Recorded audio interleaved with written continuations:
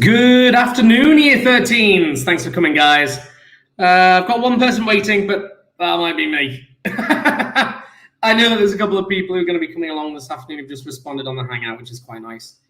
I've got one person waiting, but that might be me. That makes me giggle. That's really funny. Right. Oh, hey, Nikita. Thanks for coming along. Right. I will crack on with today's lesson. Hey, Tenzi. Thanks for being here. Let's switch my camera over to my clip cam. Woo! There. Keep my microphone, though, on... Yeah, the microphone on my laptop is slightly better. Hey, Karen. Hey, Donna. Nice to see you guys. Right. Let's share screen and crack on.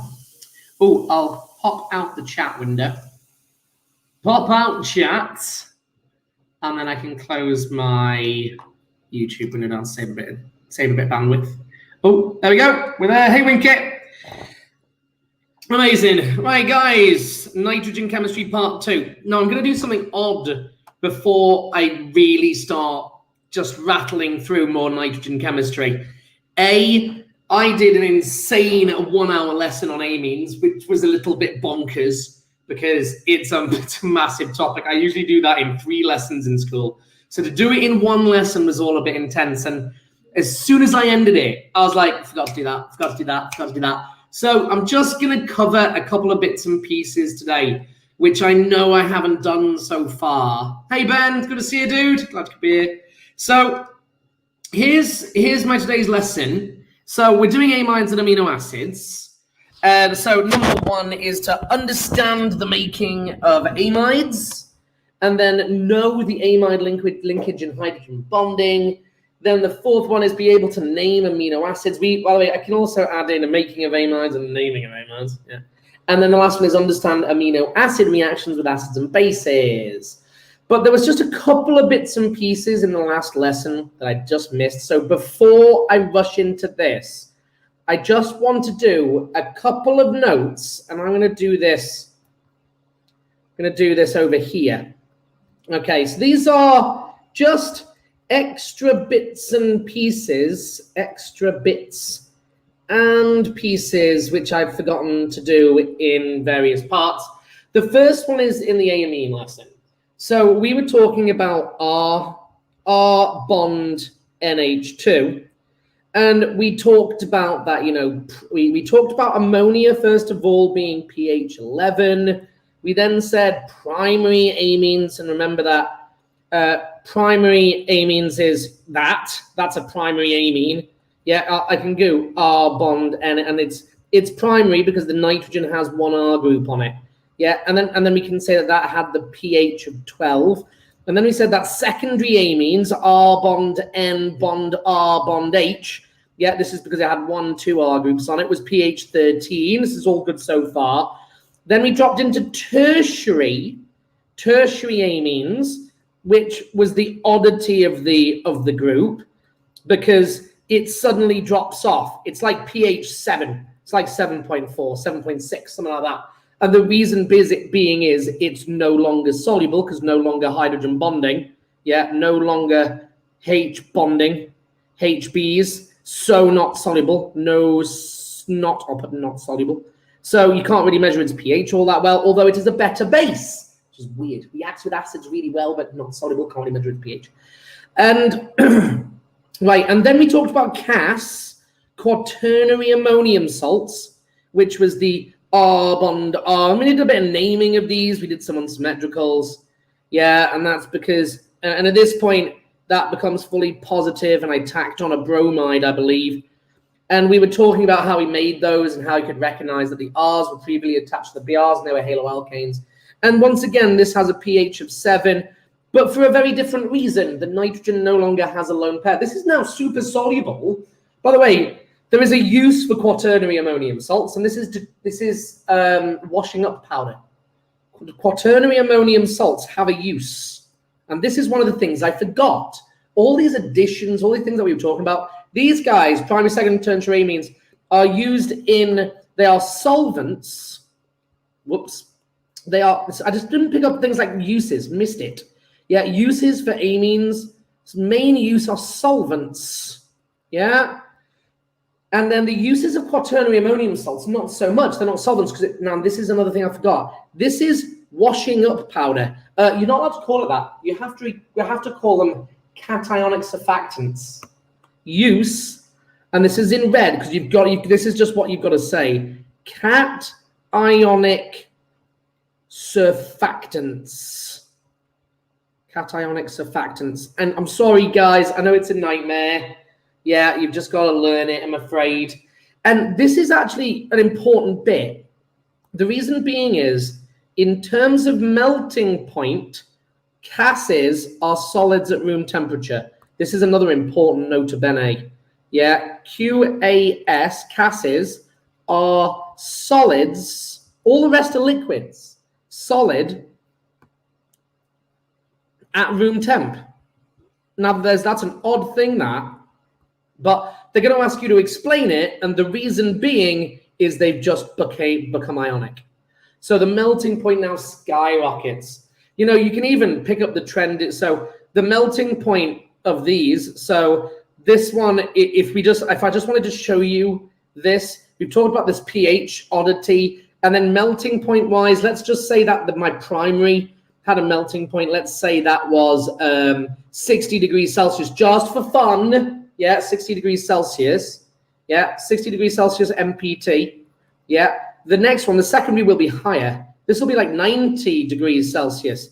And the reason being is we're still showing hydrogen bonding, but it's got a bigger R chain. So the London dispersion force is, you say, larger molecule, more electrons, therefore stronger LDFs. Yeah, but then it suddenly drops off. This now drops down to like 30. The reason being is no longer hydrogen bonding, and it's only London dispersion forces, and then this one jumps into ionic. So you can see that I missed a whole load of bits and pieces on amines just here. So it's nice for me to add that in. Right, the next thing I want to mention is phenylamine. So I'll move down at this point. I'll take it down to here. The next thing is one thing I didn't talk about and I really need to is phenylamine. Sorry, I was wiping my screen. So phenylamine, yeah. And this is an important one because phenylamine classes, its class is a primary amine. Yeah, the amine group has one R group on it. So this is a primary amine. However, so we would have an expectation of its pH. So what expectation would we have?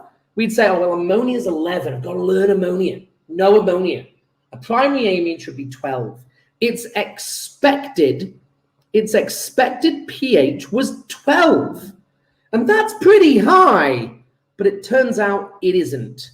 So this is another nota bene. Its actual pH is around about 9. So it's not even as basic as ammonia. Like ammonia is 11. Like this is garbage. And it's really odd because it should be that the lone pair is more available than the lone pair on the nitrogen and ammonia. But it's not. And we've got to explain this oddity.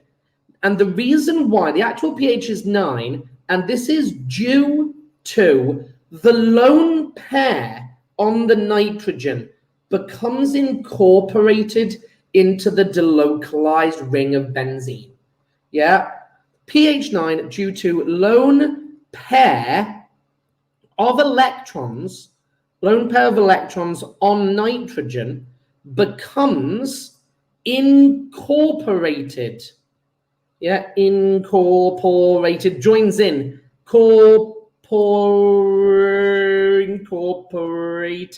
incorporated into benzenes, benzenes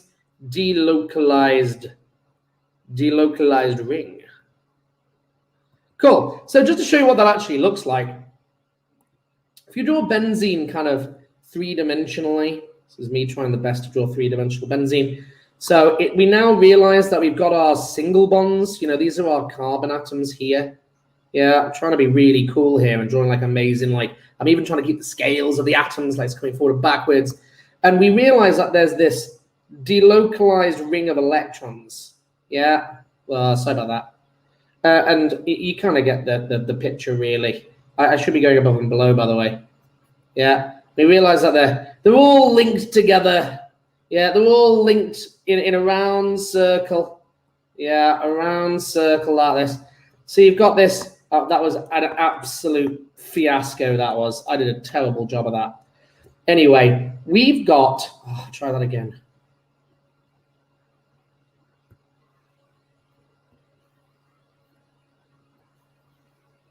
Oh, didn't make it. Didn't make it.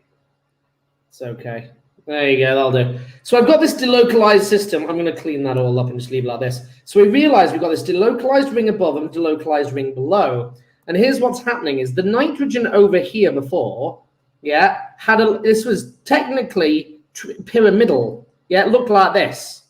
If you actually want to draw it three-dimensionally, this would be coming out at us, and this would be going away from us like that. And here's what happens is this lone pair splits off. Yeah, and it becomes an sp2 hybrid instead of an sp3 hybrid. And it becomes planar. And this sp now becomes above and below, and it links across into it. So it becomes in, which means it becomes in, so the lone, so in the marks wise, actually due to the lone pair of electrons on nitrogen becomes incorporated into the localized ring. And then you have to say, so less available. Now, it doesn't mean that it's pH 7. It's still pH 9, yeah, but it's 100 more than pH log scale. 100 times less available than ammonia is. Yeah, if you're going to compare it to an amine, it's 1,000 times less available than a normal primary amine. So something to consider. This is like one of those things that comes up fairly kind of a lot, you know, all that jazz. Right, the next thing which I know that I've missed so far, just going to scroll back up this way. So now that we've covered phenyl amine, nice to cover that guy, and quaternary and uses, I just want to quickly talk about something that is completely independent of amines at this point. This is why I need all of you guys to have watched these videos. So what I want to do is, I want to talk about the comparison of, I want to talk about phenol. Now, I know this seems like an awful big leap away from amines. I came across a question which asked you to compare the acid-base reactions of phenylamine versus phenol. And I just realized that I haven't really talked about phenol enough in my lessons. Because the first thing was to realize is that number one is this is still basic. It was a really clever comparison. This is because we know that even though it's a pH 9, it can still accept a H+ from an acid. So phenylamine it also forms hydrogen bonds, of course. So it's soluble in water, and it will react with acids at room temperature. It's pH 9, so it's a reasonable. We'll do that. And phenol is the opposite. Phenol is acidic. And this is something you don't really talk about a huge and much, alcohols being acidic. Now, don't get me wrong, it's not very acidic. If we look at its pH, I'd probably say it was about pH 5. It's better for me to quote a Ka value for it, really. Phenol pH. I need to really give it, there you go, 5 to 6, typical solution. So this is acidic. So phenylamine is basic at pH 9. Kind of makes sense, doesn't it? That's 3 hey Rahul, pH 9, whereas the phenol is acidic at about pH 5. I think that's really clever because this is 2 above 7 and this is 2 below 7. So phenol can now act as an acid. India. Oh, nice to see you, Rahul. Thanks for coming from India. That's cool. What time is it where you are? So what this means is you can pick up all these so you can get number one is, so phenol actually is a really important chemical in A-level chemistry. You do actually a whole series. I'm just going to put phenol reactions. I'm very, very aware that I needed to crack on with my amides and amino acids today, but phenol reactions.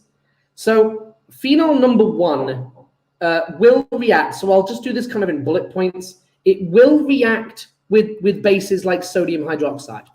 It will absolutely do this. And this will happen at room temperature. Phenol, once again, is soluble, has hydrogen bonding, dissolves in water fairly readily, and it will react with bases like sodium hydroxide. And if you react this, so I can just go plus here, react it with sodium hydroxide, what you get, and this again happens at room temperature, you form sodium ethoxide. That's what you form. It's not covalent, it's ionic, but you're forming a salt. And of course, water. Yeah, and of course, water. The next one is, it will also react, which is, it won't react with sodium carbonate to give off carbon dioxide. It's not acidic to do that. But it will also react with sodium metal. So sodium metal forms exactly the same product. You get sodium phenol. Oh, yes, sodium should go first. Sodium phenoxide. Sodium phenoxide. Isn't that horrible? And hydrogen gas. Will happen. And that's just a normal alcohol metal reaction. Very normal. Now, there are some other ones which are super, super important. And this is actually tied in with benzene because it reacts. It'll react with bromine water at room temperature, Br2 aqueous. And that is very, very odd. Yeah, because bromine doesn't. Now, if you react, now this is where I really ought to straighten up the benzene. I've not done myself any favors here. Let's do this. Let's just put phenol up there and straighten this out a little bit. I should have done that originally. I apologize. I don't know quite why I decided to do that. There we go. And I'll straighten this one up as well. There's a reason why I'm changing it. It makes it easier to see what's going on. Yeah, there you go. Now, in this case, with bromine at room temperature, room temp, yeah, we actually form a precipitate. Be nice for me to I'll show you this reaction in a second. And what happens is a rather interesting product. So the phenol doesn't change, but we can now sub on bromine, and the bromine goes onto the 2,4,6 positions. You get this, which is a precipitate. Yeah, and you can balance the equation if you like with 1.5 bromines. There you go. Reacts with 1.5 bromine waters to form 2,4,6 tribromophenol. And it's a precipitate. Now that's really interesting because if you look at, we've done a large amount of stuff on benzene, and we know that benzene doesn't react with bromine water. Yeah, if you take bromine water and you try it with benzene, it won't work at room temp. No. Yeah, not at room temp. Not at room temp. We can get it to react. We can if you took this and you did heat with a catalyst, and the catalyst is going to be a halogen carrier like AlBr3. Yeah, AlBr3 will do, or AlCl3 will also work. Oh, Rahul's saying something really. Oh God, Rahul, you were just typing in Grignard's reagent. Oh my goodness, Grignard's. The reactions of the formation of Grignard's magnesium plus the hydrogen halide, and you're reacting with things like carbon dioxide and aldehyde. That's extension of carbon chain. Raoul, I've got to do that actually.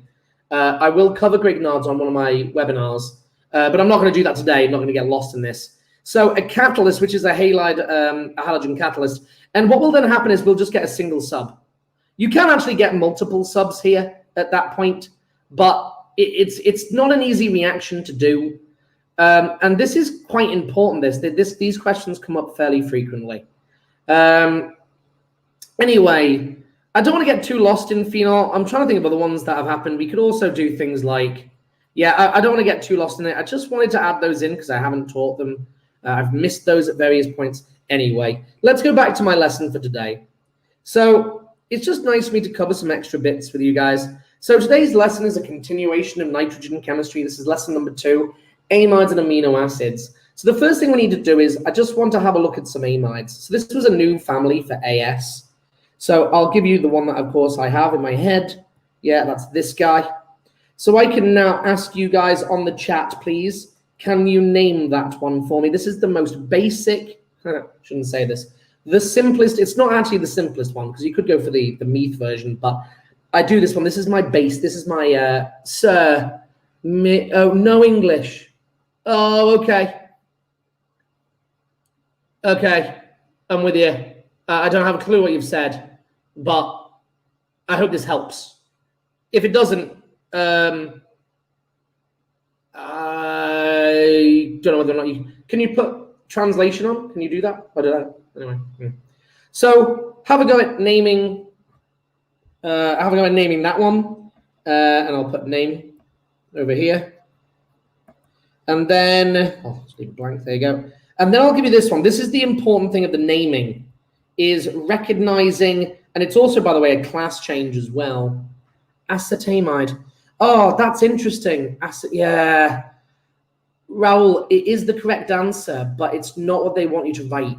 That you've given an old name. I think they'd accept it. The problem is, of course, it's not helpful. Okay, have a go at naming this one then. Because if you can name this one, then I don't mind you using that. I'd prefer to have the more common name. Yeah, so well done, Winkit. Thank you very much. Ethanomide. Yeah, Ethanomide, more modern name. Raoul is correct. Acetamide. Yeah, because it comes from acetic acid. Yeah. This one's much more important. This really is a grade C, D at A level. But this one now jumps to a BA. Yeah, BA. Yeah, most people get it wrong. And you also need to classify it too. Yeah, because this one's interesting. If we class this and class this, they're different. They're similar, but different. So the top one, this is just classed as an amide. Yeah, but this one is now very different. Let's have a go at naming this one as well. Everyone freaks out when they see benzene. Please don't. Please don't. Yeah, have a go at doing this one for me. There we go. NR. Okay. Okay, Raoul, I'm going to give you another one in a minute to break your acetamide trick. Yeah, I'll get rid of that for you. So you're absolutely right. N-methyl. So the classification, you can pick up the classification at this point. N-methyl ethanamide. I'm going to stop Raoul from doing his clever, neat trick. Oh, yeah, I've not helped myself either with that one as well. So we can go name and then class. And then class. I'm going to get rid of my phenylamine over there. Don't want that anymore. Let's now go for this one. Can you name this one for me, Raoul? Specifically asking you now. Can you give me that one? Yeah. It just prevents you from using an old name. Yeah, that's all. N-methyl ethanamide. Yeah, well done, Winkit. Well done, Dana. Yeah, don't forget your E at the end of it, Raoul, when you do amide rather than amide. Again, name and then class. I'm hoping everyone's picked up that the classes aren't really changing all that much. Yeah. So this one up here, the classification, I have no contributions. Benzene, right now, you can't do that. It's not benzene. It drops into being phenyl. Yes, well done, Julian. Yeah, no one's given me the class. I'll put in the class. This is an N-substituted amide. Similar to the N-substituted amines. Yeah, this one now, Julian, well done. This is phenyl. Oh, and you've got to number it. You don't actually, but it's better to do so. 1-phenyl ethanamide. Yeah. Classification, just an amide. There's no N-sub. There's no primary or secondary on it. Yeah, this one, Have a go at this one for me, Raoul. This was for you. Benzylic. Yeah, that's not a thing. Delete. Benzene, carboxylic acid. Yeah, just be careful with benzene. I haven't actually done a naming lesson on benzene on my YouTube. I actually refuse to do it with my U13s. It's such a horrible mess trying to name benzene compounds. I just didn't want to. It's a bit of a haphazard kind of lesson. I'll have a go at doing a webinar on it.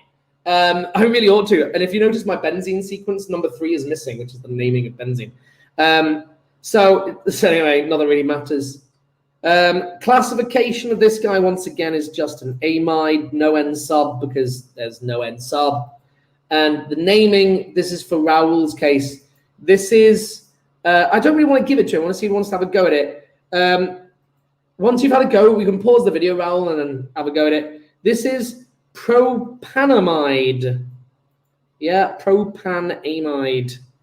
Yeah, it stops you using that acet. I really wouldn't, I would actually avoid acetic acid is an old name. You'd stick with ethanoic. It's ethan, and then tack on your ending ethan when you've got the eth group, rather than the old school acet that goes with it. Anyway, so we've done some naming, we've done some classification. This is good. So now we need to make them. So subtitle is making amides. Okay, so making amides. So to make amides, what we need to do is we need to be able to now there are actually a series of different ways of doing this, but your specification, the Edexcel specification, specifically asks you for one process. The reason why they're doing it is they're linking it to a mechanism that you need to know. So making amides for Edexcel, so there's only one step that you really need to know, and that is the reaction, bullet point, reaction of an acyl chloride. An acyl chloride plus, I'll put ammonia or amine. Yeah, plus ammonia stroke amine. I'll show you this in the reaction now because it makes more sense when you see it. The mechanism, I'm going to talk you through the mechanism of this because we're picking up another family. This is part of the carboxylic acid derivatives topic. So acyl chlorides, you can have a look at naming. So here's our go-to acyl chloride. Now, acyl chlorides you do need to know a little bit about. You need to be able to name them. So I'm going to ask you guys name. Yeah, there's the name question. Yeah. And then the class, of course, is just an acyl chloride, sometimes referred to as an acid chloride. The reason being is all the reactions of these produce hydrochloric acid. So they like to call them acid chlorides.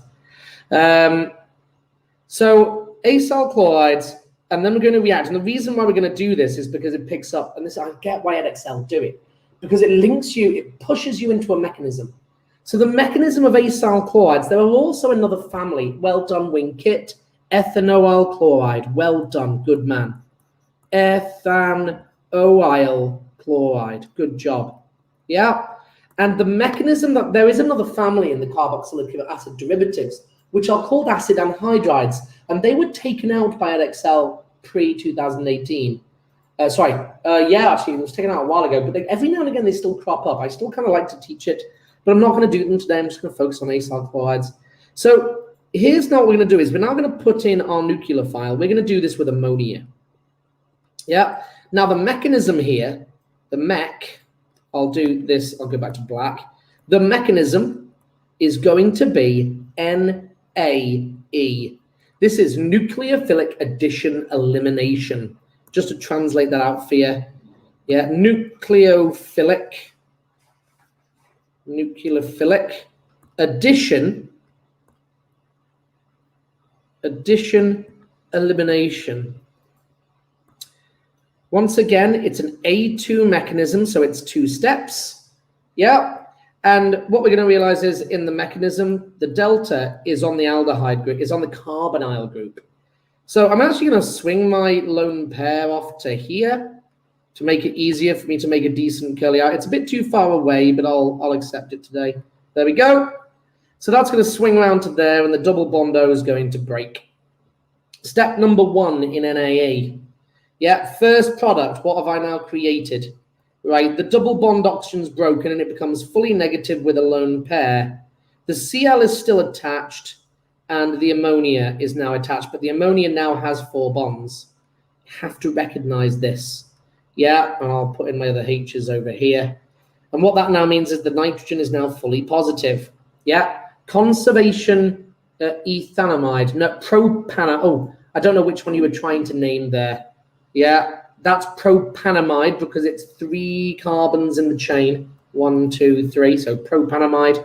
And that now is a different family. So this will now become ethan, Acyl Chloride. Yeah, that's where the name comes from, just so you know. I should color code that properly, really. Yeah, so just to make that vanish. So I can then go, I can actually color code the name. And then pink, and then brown, Acyl Chloride. That's where the name comes from when you're naming these things. So I've now formed this intermediate. Now at this point, 3 marks, 3 seconds. Love this mechanism. Double bond reforms. The chlorine now leaves because it's delta. Yeah, and the N plus rolls back to get rid of it. And what you realize is the things that are being lost here, this is the elimination step. We're losing him and we're losing him. And there's your HCl. Yeah, all of it reorganizes. It does take a bit of practice. Yeah, there you go. Plus HCl gas. Now this reaction is incredibly violent. Acyl chlorides are an incredibly reactive family. This is where all my writing down here was just flat out too big. See if I can shrink some of this. Thought that might happen. There we go. And let's see if I can pick him back up again. There we go. Slightly better. See if I can continue to move that a little bit more over there. There we go. Gives me a bit more space. I can also do the same thing over here. Yeah, and then move this cool diagram over there. There you go. Just gives me a bit more space. There you go. HCl remove. Yes, you lose your HCl, which is why they're called acid catalysts. Now, just to point out, by the way, guys, the HCl, this has an observation. If you ever do, observation, if you ever do a reaction, this is a nota bene, acyl chloride reactions, acyl chloride reactions give off misty white fumes, of HCl. And it's the misty fumes that they like. Misty fumes of HCl gas. If you're wondering why it's misty, it's because the HCl is starting to react with the water in the atmosphere. That's actually what's happening. But they always have that same observation. Steamy white fumes. Yes. Yes, correct. Correct. So it's nice to see NAE. And we've made our first amide. Yeah, we formed our very first amide. So ethanamide. So let's now having a go at this with an amine family. You guys can now, I'm going to give you a question to do, and you then can all have a go at this. This is an exam question. They're going to react. They're going to say, so show the mechanism, show mech for reaction between butanoyl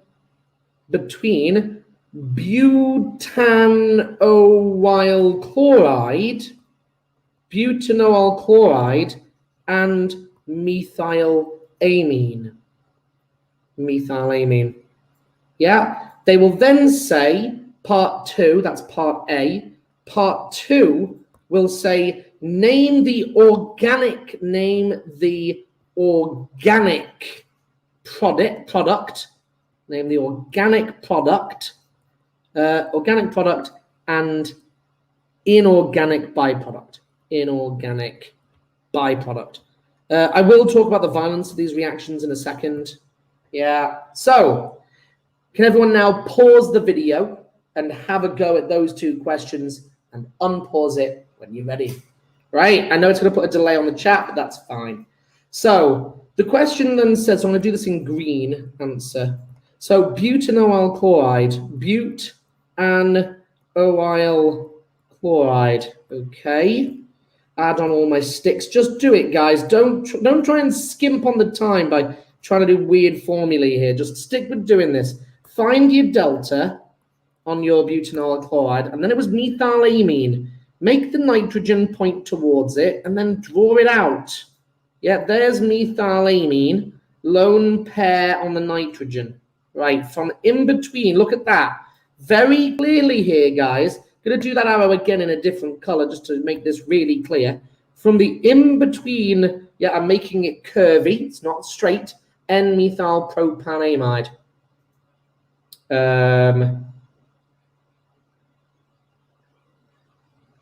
That's better. You're interesting with your letters, with your separations, Raoul. You don't know how to name, and well done. Good job for naming the product. So mechanism-wise, have you done the mechanism already? Product, can I just point out, they're going to bully, yeah. Can I just add to Raoul, the N needs to be capital. You can't have it as a lowercase. I know, it has to be. Just watch out for that, guys. Needs to be a capital N. There needs to be a dash because the N is acting as a number. To separate numbers and letters in naming, you use a dash. No separation between any of the rest of it. Yeah, so product of that step. I'll do it in green. Yeah, product of that step. C double bond O. Remember, it's really about the mechanism here. The N has now got 4 bonds. Watch out. Yeah, so that's fully positive. Right, 3 marks. I'm actually just going to add on my H's here. I'm doing it as if I'm in an exam.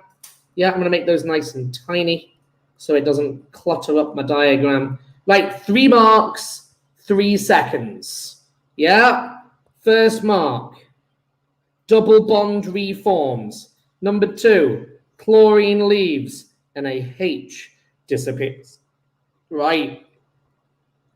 Product 1, 2, 3, 4. N-methyl. Well done, Raoul. Capital N, though, easy fix. N-methyl butanamide. Yes, that's correct, Winkit. Spot on. N-methyl. Classification, N-substituted amide, butanamide. Whoop, whoop. So we can make amides relatively easily. The mechanism is basically always the same. As I said, Edexcel, particularly the inorganic product, by the way, is HCl. Gas is my inorganic product. So that was the last part of the question. So we pick up the marks for, so just to show you where the marks come from. 1, 2, 3 for the structure of the intermediate, 4, 5, 6, 7, 8 marks for that. I wonder how many people, and if you drew your product, then 9. You can let me know how many you got out of that. It's quite nice. So in terms of my learning objectives, we have done naming amides, classifying amides, and drawing amides and the mechanism for NAE with acyl chlorides, which is nice. Right, amide linkage and hydrogen bonds. Now this is going to make another appearance when we get into polymers, but I just want to quickly make a really big point of this. The amide linkage. Any biologists in the room, don't you dare start telling me otherwise of what I want to call this. Yeah, the amide linkage, yeah, is this. This is the amide linkage right there. Please don't call it a peptide bond. I hate it when people do it. It's such a biology answer, such garbage. Just doesn't help you. If somebody said to you, you know, I've got a Stephen linkage, draw it. You'd be like, oh, I don't know. If I don't know what a peptide bond is, how am I expected to draw that? But if someone says, I've got an amide linkage, you go, at least I know my families, I can draw it. Yeah, bear in mind. Anyway, so this is the amide linkage. The reason why this is important is because what you realize can happen here, and this is where I need to be really careful in terms of my drawings. I'll stick with it being simple. Let's go for good old ethanamide. Yeah, just standard ethanamide. We can now get hydrogen bonding. Yeah, so I'm going to do the hydrogen bonding. So N minus, H plus, H plus. And what can now happen is it can now form a hydrogen bond to the double bond on the other guy. Yeah, so I can then get this. Yeah, that'll do. So I can now get a hydrogen. You've got to show the lone pair on the oxygen. Got to show all your deltas. There we go. So we've got, and there's oxygen's also got 2 lone pairs, but it doesn't really matter. And that these little lines, there's so many little details in this. Yeah, number one, this has to be linear between the H and the O. And the next thing is, in order to show hydrogen bonding, you must, but it's a peptide bond. Don't you dare, Donna. Don't you dare. Don't make me come over there. Yeah. Anyway, so hydrogen bonding is one of those things you've got to practice during. It comes up because it's an AS. It's an AS bit of study chemistry. And you know what? They keep asking it at A2 because everyone's garbage at it. They just can't do it. Hydrogen bonding electronegativity effect. Well, that's an awful lot of random things to put together. Like hydrogen bonding is independent of electronegativity effect, and there isn't really such thing as an electronegativity effect. Like, I don't quite know what you're putting together there. Just, yeah, there's an issue with that. But I can't really make head nor tail of it without breaking it up further, so I won't bother. I understand what you're saying. You're saying is that there's a high difference in electronegativity between the nitrogen and hydrogen, and I get that. You're kind of going into the explanation. I feel like I want to now deliver that now. Well, thank you, dropping into that. So let's go explain hydrogen bonding, H bonds, HBs. Yeah, and this is going to be, and this is the awkward bit, it's all really specific because the difference in electronegativity is actually between the N and the H. We know that for hydrogen bonding to occur, you need the fun.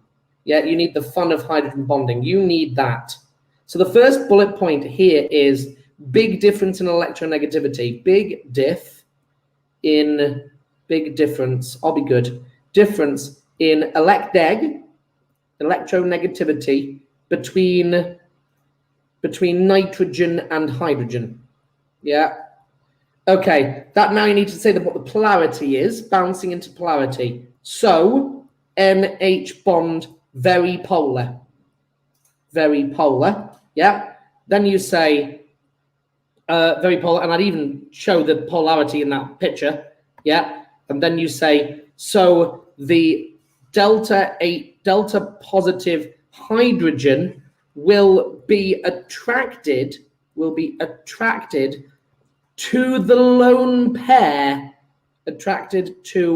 the lone pair, of electrons on the slightly negative oxygen atom on adjacent, it's hard, isn't it? Hydrogen bonding on adjacent molecule.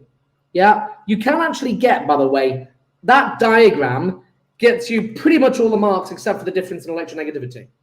That's why they ask you to draw them. It's easier. They can just make that 2 or 3 marks for, say, draw the picture. And lots of people can't do it.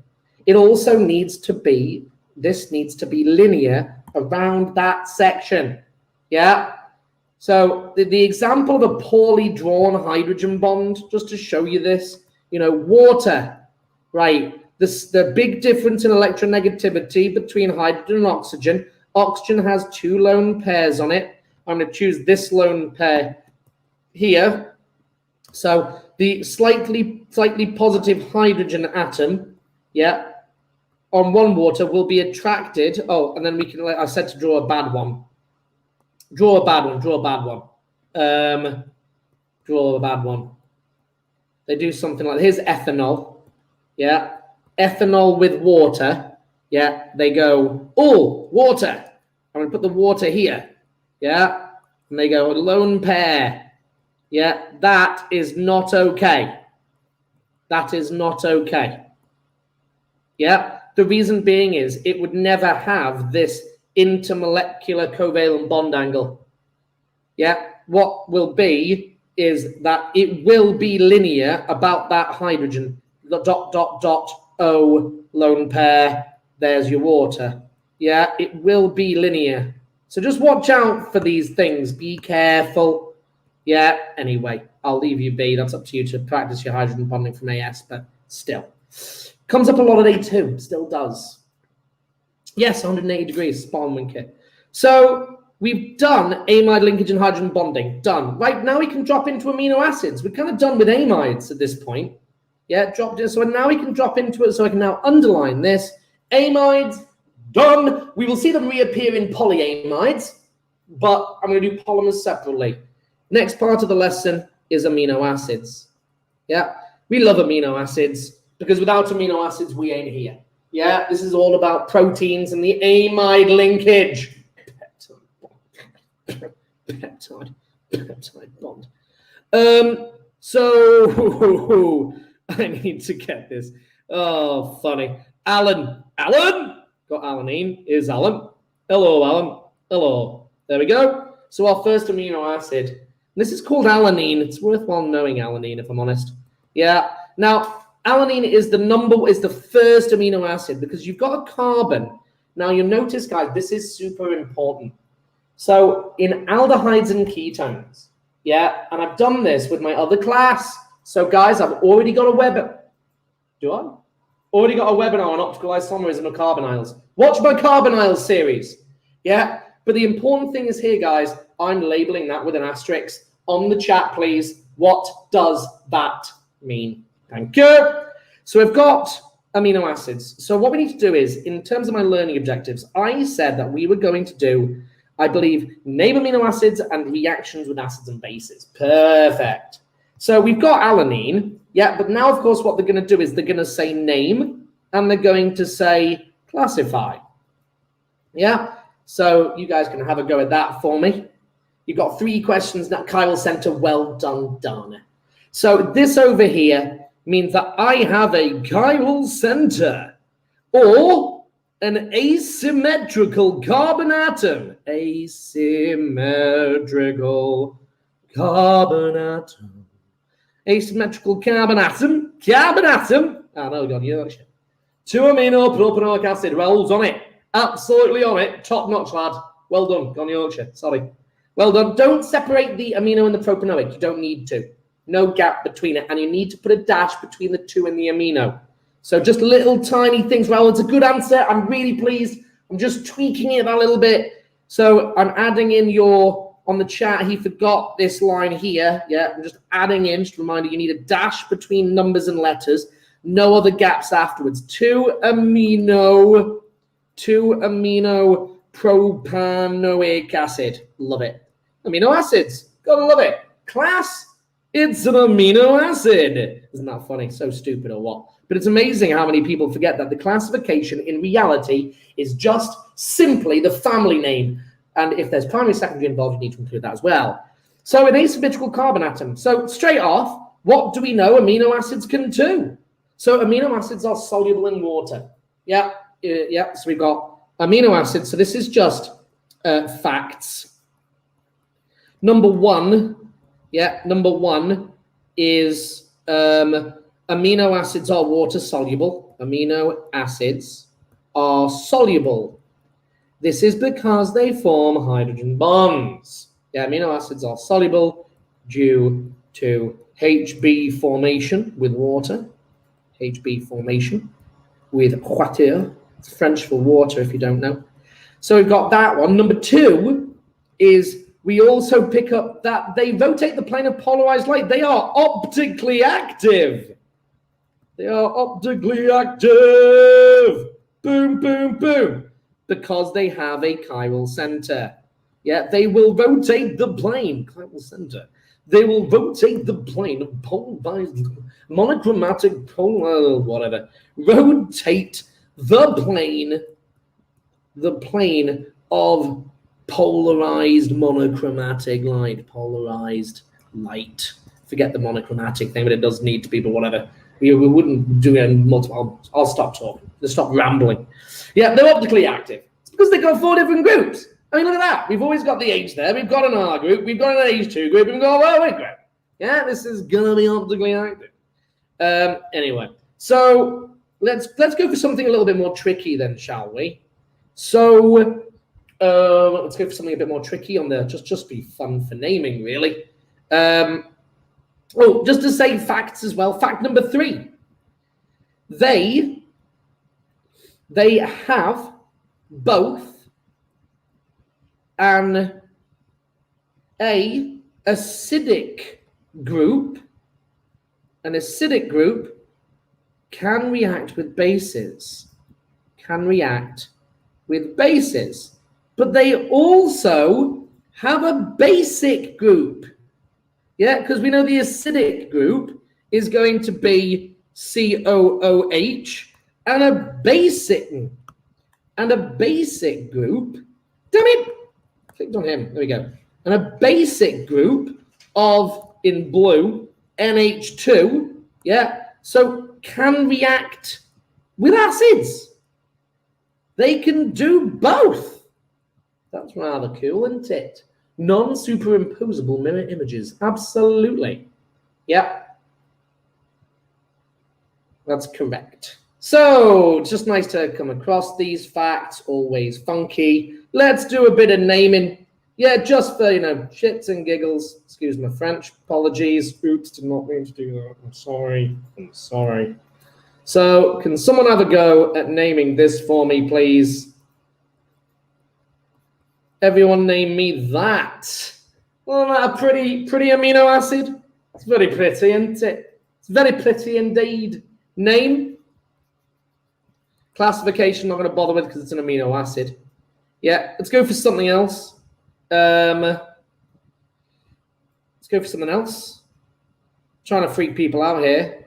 I'm just playing games with you. Just playing games. Ooh, this would be interesting. This is an interesting amino acid. What about that guy? And that one is not optically active, by the way. This one is optically active. This one is not. Not chiral. Yeah, got two groups that are the same. So it's not chiral. Name it, please. Name. Oh, Raoul's in there. 2-amino, 2-phenyl ethanoic acid. Well done. Even did it in alphabetical lettering. Raoul, are you missing the dash key on your keyboard? Is that what's going on here? So, Raoul, just to make this very clear, you have written 2-amino, 2-phenyl. It's all good so far. Yeah? But the problem is you're making, I don't know if they would. I think they might penalize you for it. I wouldn't want to risk it. You need a dash. So this is the addition. This is the extent. Dash, dash, dash, and no gap. Yeah, no gap. There we go. Is that okay, Raoul? I'm just trying to get you into a better habit. But it is correct. 2-amino, 2-phenyl ethanoic acid. Well done. Good job. Wonder what the next one's going to be like. What about this guy? I like it. Like it a lot. Having fun here, aren't I? Having fun. Having fun, lads. Having fun. Let's see who gets in first for that one. Tempted you to do another one.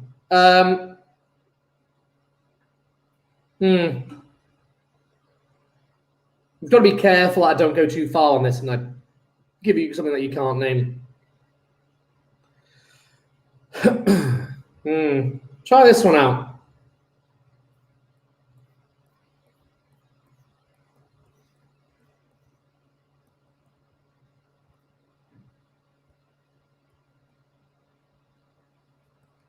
Impress me, year 13s. Impress me. Impress me. Come on. Name. I'm still waiting on 2 names now. Okay, I'm going to give it to you. So this is going to be 2-2. Oh, got to be alphabetical as well. So this is 2-amino, 2,2-diphenyl. Diphenyl, 2-amino, 2,2-diphenyl ethanoic acid. Done it! You star. Well done. Well proud of you. Outstanding. Now, this one's a bit tricky. This will be interesting. See who gets this one right. I don't want to give you the name of that one until you've had a go at it. Yeah, that one's fun. Could even stick a benzene on that as well, just, you know, just for fun and games, but I won't. Have a go at that one. Okay. So we've just been playing around with some names. Let's just check how long this webinar's been going on for already. 55 minutes. Ooh, it's gone too long already. We're doing really well, though. I mean, we've been hammering through all our stuff. You know, in terms of learning objectives, be able to name amino acids. This is good. Yeah. Now we need to look at the reactions of their acids and bases. So, okay, I'm still waiting on that name, but it's okay at the minute. There we go. Leave that one there. Okay, so what we need now to do is reactions of amino acids. Reactions of amino acids. There we go. Okay, 2-amino you see, Raul. Oh, Julian is on it. Well done. No, he's lost it too. Oh my God, everyone does this. So Raul's lost it for a very good reason. A very good reason. Has Dana got it? Just look at your answer, Dana. Try typing it incorrectly, but otherwise, oh, you're all getting like single. They'll sting you. This is brilliant. Loving this game at the moment. What a great day. Loving this. So this is 2. You're always going to make, because it's a dioic, you're always going to make the amine then the lowest group. Yeah, so that's going to be 1, 2, 3. So we've done really well here. So it's 2-amino. 2-amino. Who's got it? Winkit? Yes, Winkit. Well done. And it says 2-amino butane with the E. I need to make a real big emphasis on this, year 13s. If you ever have a di suffix, yeah, you can actually put 1,4 if you like at this point, but you don't need it. 1,4 dioic. When everyone puts a di in front, that I tends to vanish and it becomes dioc. I know, Dana typo. I know. I thought you don't need the one. You don't. You don't need it, but I like to put in all numbers. It's all good. Dioic acid. You don't need it, but you know it's nice to do it. It's always nice to do it, Dana. Yeah, but it's yeah. So the E goes back in because it's a di suffix. Yeah. So just to do it, another one of those. I shouldn't really do that. So if we go for this one, you see, and I totally get where it comes from. This is a year 13 thing by di suffixes. Yeah. This here is F, and I'm going to color code it. Color code it. F. Oh. I'm going to do this properly. There we go. F, 2 carbons. Yeah. F, 2 carbons. Next. And. Now, this would usually be an ane. Yes? But then now what we know is that the E disappears in substitution for the ol group. We know this. So we've got F and ol. There's the name. Now, here's the thing, though. If you have 2 ol groups, yeah, like this, what now happens is it becomes a diol, a di suffix. Now, you do need the numbers for this. That's why I always say just always include the numbers. This is eth, yes, eth, and then, eth, and then an, because it's yellow, because it's a single bond. But then the problem is it is now a diol, and you can't just have ethanediol. It just doesn't flow. And by the way, we must have numbers. 1 diol, but because it's a di suffix, the E needs to go back in. Ethane 1 diol. Otherwise, it's ethan 1 diol. It doesn't roll very well. If you ever have a di, so this is the nota bene. Yeah, nota bene. Di, tri, tetra, suffix. So example, e.g., yeah, diol, yeah, dioic, yeah, dioic acid, yeah, or a dial, yeah, if you have it very unstable. No, not really. Which one very unstable? These are all pretty stable. You can get dials. Loads of stable dials. You can get ethan 1 dial, ethan 1 dial. Can.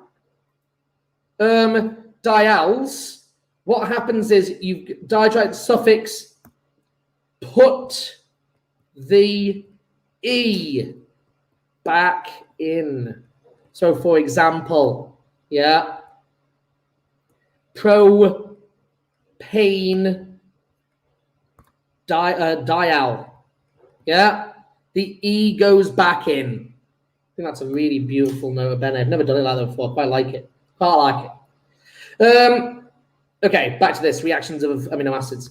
So amino acids have got both acidic groups and basic groups, which means they can react with both. So if I take, let's go for the most basic, let's stick with Alan. Alan! Got an amino acid. Girl, shouldn't do that, hate it, most important bond in the whole...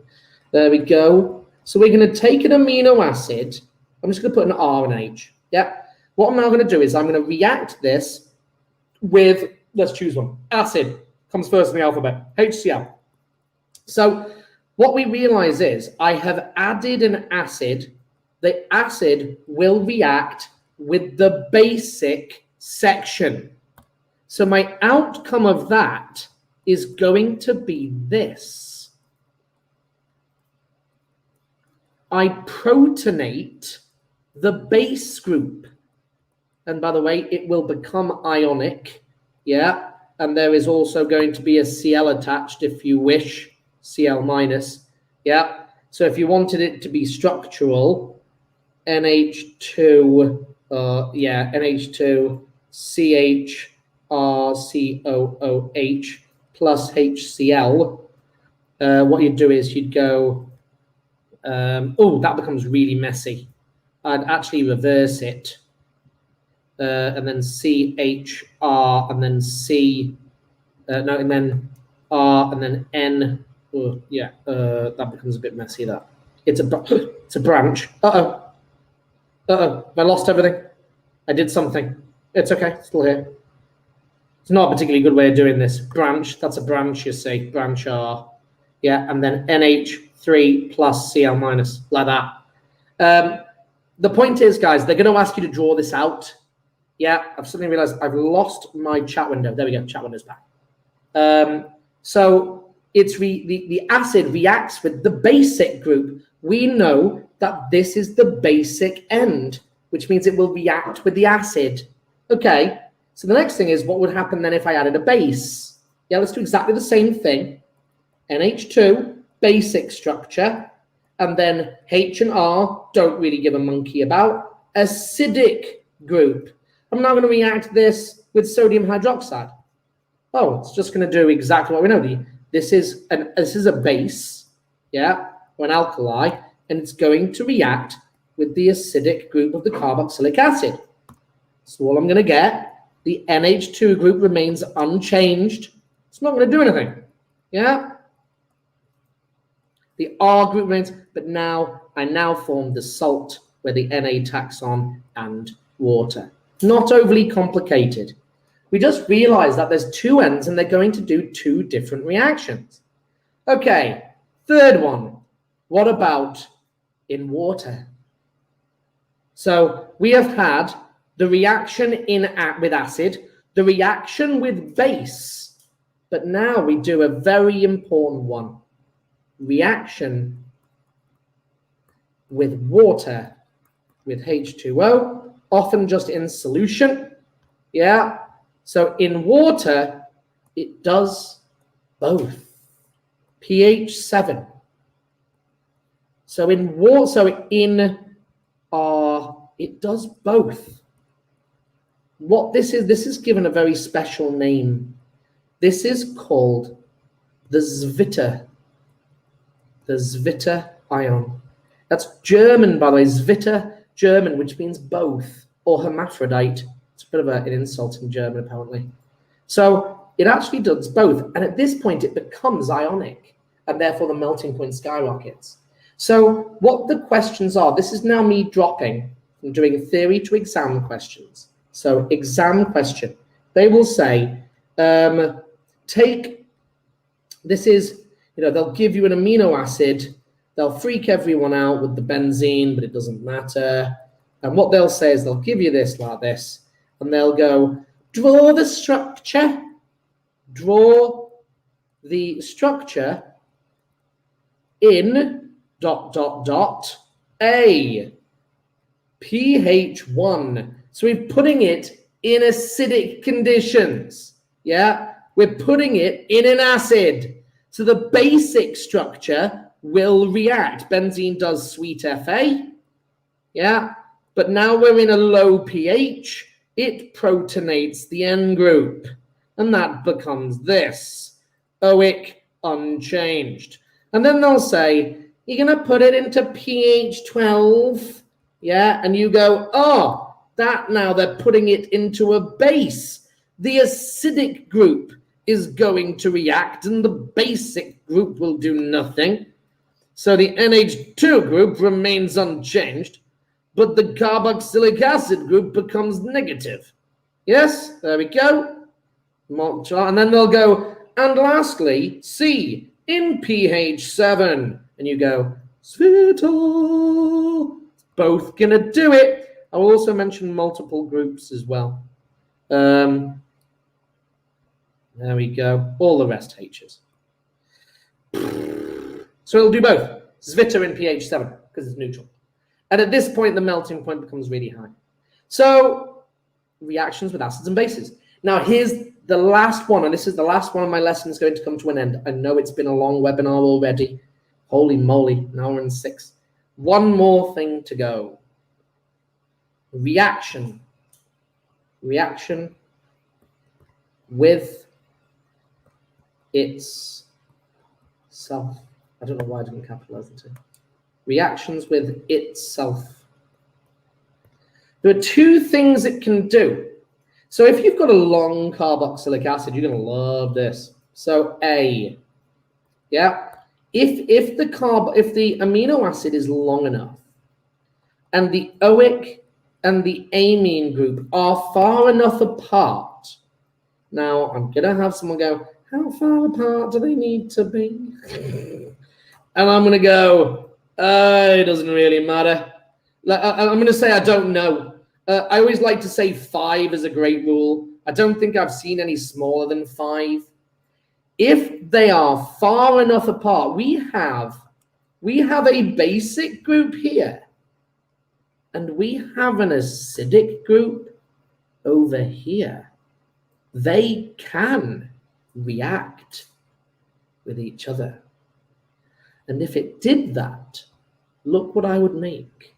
I would make a cyclic, oh good grief, gonna make a cyclic amide. Holy moly, it's gonna have an amide linkage. So I'm gonna have, this is where you have to figure out how to draw these things. So the N group there, I'm gonna keep with that carbon there.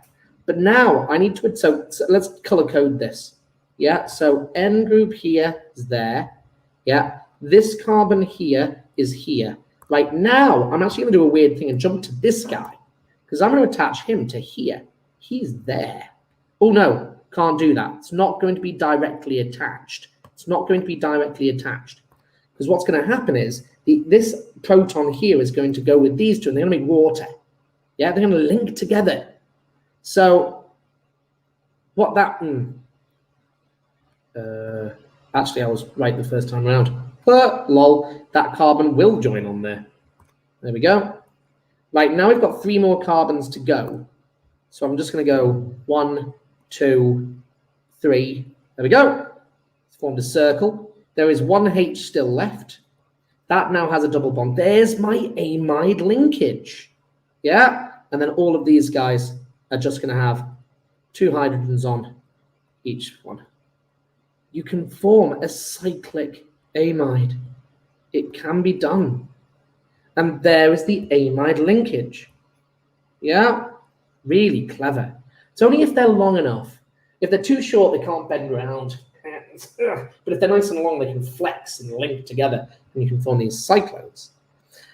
So the next thing you can do, you can form it with itself directly, or with another one of them. So we also know that if you take, let's go for something simple this time. I've got to be careful here.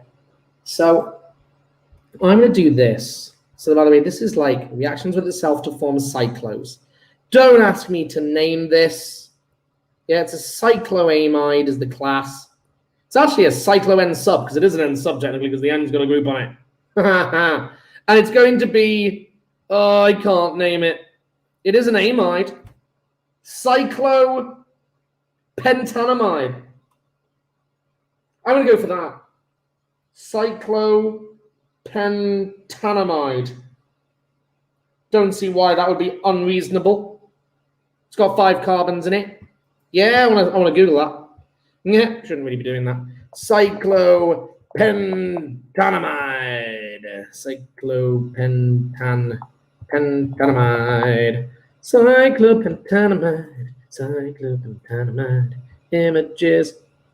Not what I've Googled. It's not right. It's not right. Don't like it. Cyclobutylamidopentanamide. What? Have I named it wrong? Is that now the right thing? That's all garbage. Not what I searched for. Amazing. Yeah, I can't even find it. I'm not going to spend ages trying to find that. No point. No point. Anyway. So if it can react with itself, now I'm going to do something odd now. Are cycloamides inside of the water? No! Hydrogen bonding. Hydrogen bonding can still occur.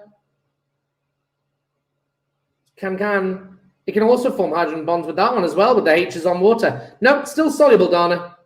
Good question, though. Still soluble. Can still form hydrogen bonding. Yeah.